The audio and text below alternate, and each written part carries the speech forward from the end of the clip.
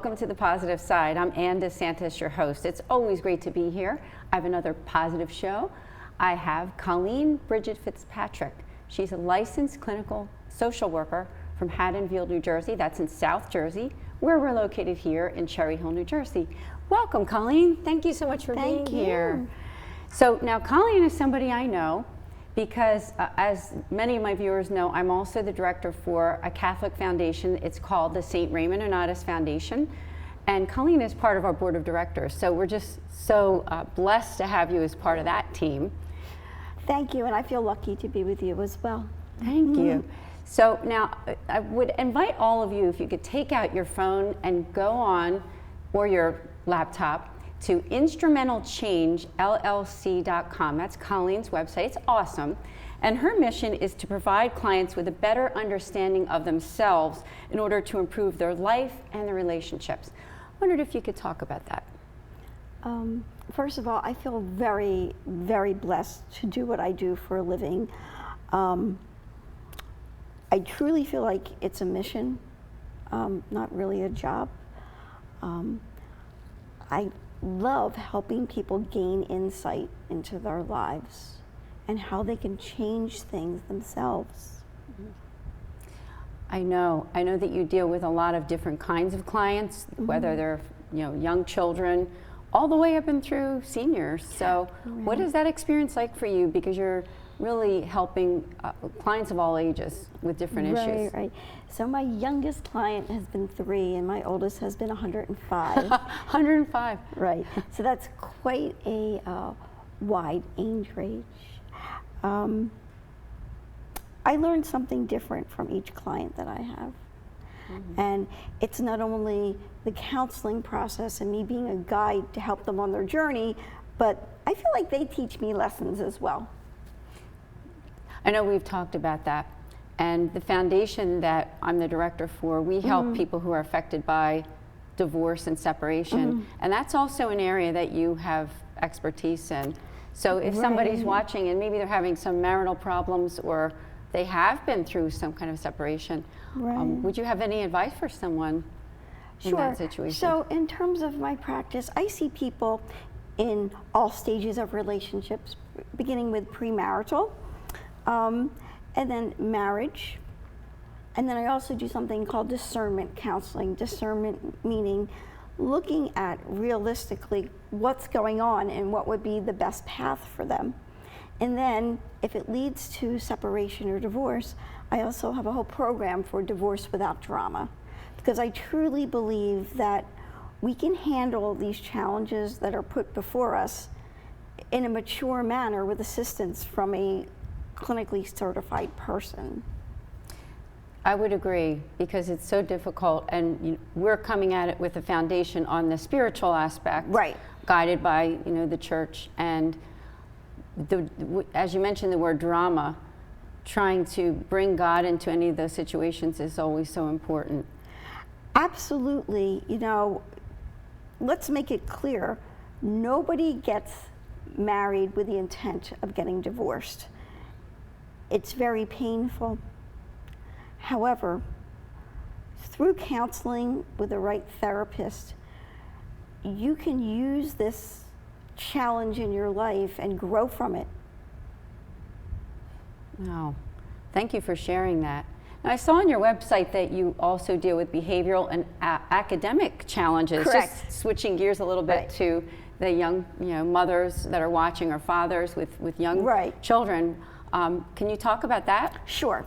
So I look at my clients from a developmental perspective as opposed to a pathological perspective. I don't put diagnoses on children right away. Developmentally, if somebody is 4 or 5 years old, we need to look at where they are and look at some of the symptoms and what's going on in the whole environment, in the whole family system, as opposed to just the child. Thank you. And then the next part on your website mentions anxiety and depression. Now, that is a big topic for people in your field. Right. Especially now, we're seeing such a rise in, unfortunately, in suicides and people who are really feeling helpless and hopeless. Right. I wondered if you could just share with our viewers someone who might even be watching who's going through that, what maybe some ways that they can try and overcome it. Right. So or finding the right counselor. Well, finding the right counselor, let's talk a little bit about that. It is imperative that you have a good personality match. You can go to somebody with 30 years of experiences, PhD, multiple certifications, and they may not be the right match for you. So you need to go with your gut, and you need to look at that person's personality and value system. When you do that, the therapeutic relationship can change your life and your situation dramatically. Yes, thank you. Also, another section of what you do is helping people who have, and it could be depressive issues, but related to work. Work sometimes can cause so many problems. So. Right. If you think about it, we spend at least, and I mean at least 40 hours a week at work, right? Many years ago, back in the 1940s, 50s, and 60s, it was a 40-hour work week. And it's very interesting because if you look at the way people advertise for jobs now, you need to work at least 40 hours a week. Well, when did the work week become more than 40 hours? So it's finding that work-life balance. You have to have a balance in your life. You cannot work all the time. Thank you. So if someone is watching, just to repeat again, I'm here with Colleen Brigid Fitzpatrick. She is with Instrumental Changes. Check it out on your phone or your laptop, instrumentalchangesllc.com. Just going back to one of the big issues, I'm sure you deal so much with people who do have anxiety. Wondered if you might have some tips for them, just because it's such a daily thing for all of us. We're all dealing with all kinds of anxiety. Absolutely, and anxiety affects very young children, going through the course of life to tweens, teens, young adults, and then people in their 40s, 50s, up to people that have been 100. I've seen severe anxiety. Anxiety is a crippling disease, but it can be managed effectively. All right? It can be managed effectively. There's a couple steps that you can take. First of all, to acknowledge that you're not going to be in this place in your life forever, that things will change. The next step would be finding a good licensed clinical person with many years of experience to help you kind of figure out what's going on in terms of your situation, the anxiety, what are your triggers, what increases the symptoms, and also how do we manage them effectively. Everybody has something different that they do that works for them personally for anxiety. For some people it may be deep breathing, some people yoga, other people it may be walking, but it is so different for everyone, and it's not a one-size-fits-all approach at all when you're talking about therapy or anxiety or depression. Thank you for mentioning that, because I think it's good for people to hear that it isn't a one-size-fits-all. Right. And there's so many resources now online that people can go to, but wouldn't you agree that that one-to-one conversation, either in person or even, you know, I know that you have some clients that you deal with online. Can you talk about that? I know that you said we have people here that are watching from all over. And, you know, would you be able to take a client that's, say, outside of the area here, South Jersey? Depending really upon the situation. Okay. But yes, that one-on-one therapeutic relationship can change your life if it's with the right therapist. And sometimes it can take going through a couple therapists to find that true match for you, but it is entirely worth it. How would a person know whether, well, obviously there'd be some good feelings going on there, right? Right. But how else would a person know that, you know, I found the right person finally? Maybe I've been through 2 or 3 therapists, but now I'm feeling pretty good about this one. Looking forward to coming to the session. That makes sense. Right, but not always, because as I tell some of my clients, when we get into the heart of the issues, you may leave here today not liking me because of some of the things that I say. And that's okay, because that's part of the therapeutic relationship. My goal is to be the person that guides you on this journey not to tell you what to do, but to guide you to make decisions. Personality match, value system, all those things are so important. That makes a lot of sense. Are there any, and I know you and I did not discuss this in advance, but I wondered if there were any authors that you tend to draw toward that maybe if someone is going through a difficult time, or books or anything, just basic, helping to get through difficult times. Would you recommend anything, or websites, resources? There are many. Okay. Many out there. It really depends upon the person. Really depends upon the person. Okay. Yes. And as I mentioned before, I said a couple times that you being part of our foundation is such a value because, faith does help people to overcome many things, I think. Absolutely. Yes. In our life, we always need faith and hope.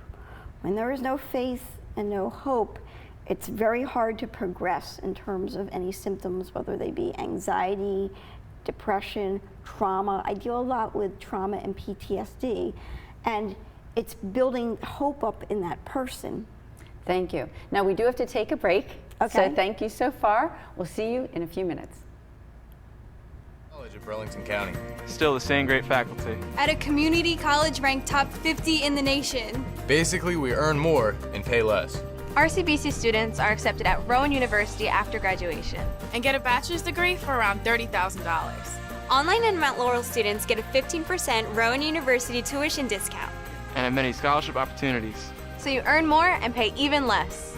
Rowan College of Burlington County. Your path to success. They are the greatest fighting force the world has ever seen.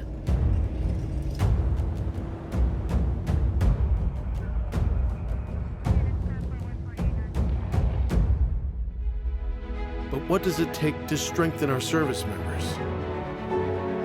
What does it take to let them know that we stand behind them, wherever they are? What does it take to bridge the distance and keep them connected to family, home, and country? And what does it take to prepare them for their future when their service to the nation is complete?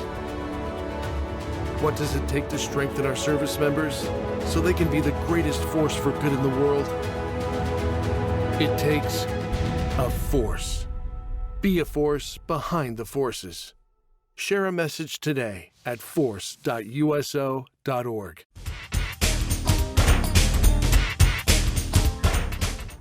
Welcome back to The Positive Side on RVNTV. Ann DeSantis here with Colleen Brigid Fitzpatrick. She's a licensed clinical social worker in South Jersey and Haddonfield area. So I'm just so blessed to have Colleen here. And right before the break, we were going through all the different facets of her practice and the types of people that she's helping.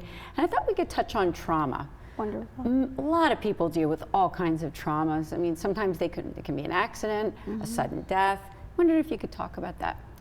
Sure. So, trauma, PTSD, a lot of people unfortunately still have the belief that trauma and PTSD has to do with someone that's been in a war. And that is so far from the truth. Trauma is defined by the person. Something that may be traumatic to me may not be traumatic to you, and vice versa. And then we have the more obvious, like people that have been in severe car accidents, people that have been in tsunamis, all different things, earthquakes. Trauma is extremely paralyzing to people. And a lot of times people don't understand that people with trauma, it's never a process where you get better and better. It's up and down, up and down. That's a good point. Thank you for saying that, because I didn't know that. I mean, you're right. People sometimes expect, we live in a society where people expect sort of results. Exactly. Don't they? Hey, you're doing better? Exactly. They want to hear, yeah, I'm great. And it doesn't always work that way, especially with issues of trauma or PTSD. Trauma Thank you. is intense work, but I enjoy it tremendously. There's nothing better than seeing someone who has had a horrific circumstance and be able to turn that around and empower themselves. And I feel privileged to be a part of that process. You're a great person. I'm not just saying that. I mean, thank you. being that, like I said, you being a part of our board, we're so blessed and grateful to have you with us. Thank you. Helping people, you know, our foundation helps people that are affected by divorce and separation. You can find out about us at nonnatus.org. That's NONNATUS.org. And you can see on our list of board of directors that Colleen is there. So, And may I also add that when we're talking about the foundation, I feel tremendously privileged to be helping you out, because getting back to trauma, people don't realize how traumatizing family issues can be. oh yes. Right. And would you agree with me too? I think they last longer sometimes than people realize. Absolutely. It doesn't always just last a year or 2 years. Right. So helping to think about it in a different way and talk to somebody about it, it really makes the difference. Right, and progress. And I think a lot of times, you know, being that I'm with a Catholic foundation here, you grew up with these certain messages that it's not okay to get separated and not okay to get divorced. One thing I want to be clear about is God never wants you to suffer or struggle in a relationship or any type of life circumstance. And it's okay. It's all right if you're Catholic to separate or divorce. It's all right, because he wants the best for you. That's right, he wants the best. And I would encourage anybody watching just to, once again, to check out our website, learn about our resources, because we have a lot of good spiritual resources, and to help even marriages that are in trouble, because I mean, obviously God's desire is to help marriages that are in trouble to try to stay together, reconcile, but sometimes through no fault of someone's, you know, life circumstance, it does happen. So right, exactly. And our foundation has a wonderful support groups that are run by Ann. Yeah, I'll just mention that real quickly if it's okay. Sure. Is that we have monthly support groups the first Tuesday of every month, 8 p.m. Eastern Standard Time, for individuals and families who are affected by divorce. They're free. We also have one the last Thursday of every month. It's 8 p.m. Eastern Standard Time for adult children of divorce, because I know that's also an issue that people deal with when their parents divorce at a certain age, that there can be that in the family just doesn't feel right, you know, the trust is gone, and sometimes relationships don't really getting back to the family system. I think that the group you're running is tremendous, because there are many adults that I see that are still affected by their parents' divorce that may have taken place 10 years ago, 20 years ago, 30 years ago. In terms of relationships, right? How we treat one another and how we see our parents treating each other and one another can echo down for generations.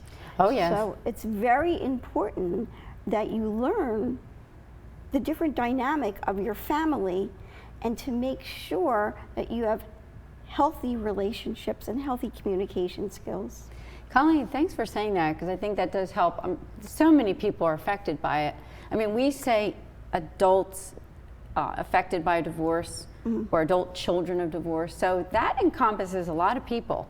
I have even one of our support groups has, you know, extended family members that come because they feel affected by it and dealing with the family. Absolutely, so. Absolutely. Yes. So thank you. You're welcome. Now, another thing on your website you mentioned is the people who are dealing with anger issues. Wondered if you could touch on that, behavioral or anger issues. Right. I think it's very important with anger to remember that underneath most angry people is a person that's depressed and struggling with issues, and that really does not want to be angry or acting out, whether it be a child or an adult.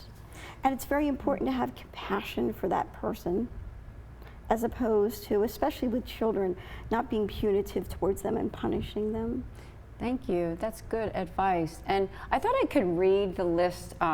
You can obviously check her website, but she deals with anxiety and panic attacks, anger and behavioral issues, childhood trauma, chronic pain management, grief and PTSD, hypnotherapy, neurologic music therapy, parenting challenges, personal growth and relationships, weight and health concerns, work-life balance. There's so much there. Yes. Talk about some of those other areas that maybe we didn't touch on, that you, anything else that you might want to tell our viewers? What would you like to know about? How about we go back to the behavioral. Okay. Yes, because that's a big thing too, the cognitive behavioral therapy. Right, I'm sure right. you do a lot of work with that. Correct, correct. So in terms of cognitive behavioral therapy, it's about looking at patterns and developing coping skills, and also how we think about things and in what way we think about things. Looking at things from a different perspective. One of my classic things that I do with my clients is when they're struggling with an issue, whether it be a relationship, an argument with a friend, a trauma, I tell them, I want you to pretend you're watching a movie, or perhaps you're reading a book. What do you think about the character yourself? And I love it. it kind of gives them a very different perspective because they're separating themselves from the situation. It's almost like watching it from a different view, isn't it? Right, Like it's a like you're, different like you said, you're perspective. watching a movie or something Right. like that. Right, and that's been very, very helpful to a lot of my clients because once you take a step back, you can see what's going on. Now I know that with the work that you do, there's so many different diagnosis and prognosis of people who have disorders and Oh, may I say something? yes. Okay, so the word disorder is something that I very much avoid using because I think when we hear the word disorder, it connotates that there's something wrong. I like that. For my Better. practice is a very holistic practice, and I look at it as people struggling with issues.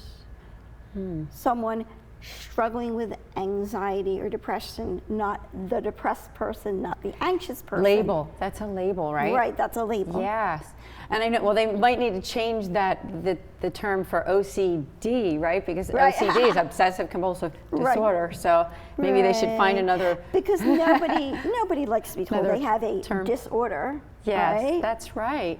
But how is it for you? Because, you know, part of what you do is actually figuring out, you know, somebody comes to you with Right. different moods and, you know, figuring out like, hey, well, not that you need to put this big label on their Right. forehead, you know, that this is what Right. they're dealing with. Right. But is that sort of a process for you in figuring out kind of which direction you're coming from? Absolutely. So we're looking at symptoms Okay. and seeing what would be the most effective treatment for the symptoms.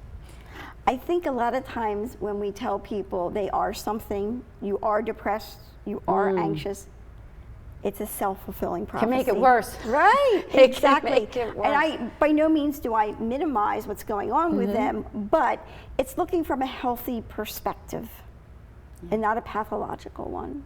I wondered if there's anything else you would like to tell our viewers, because we are going to be ending. And once again, I'll say her website, instrumentalchangellc.com. Be sure to check it out. Colleen, I wondered if there was anything else. As you said in the beginning, in the wake of all the people that are very depressed, anxious, and the suicide rate, to let people know that there is help out there. And we had mentioned many times in the interview about finding that good match, because that good match in terms of a therapeutic relationship can change the outcomes dramatically when being in therapy. You're going to be in great hands if you live in this area, you. and even if you decide to do it online, with Colleen Brigid Fitzpatrick. Thank you so much for joining me on the you. positive side. We will see you next time.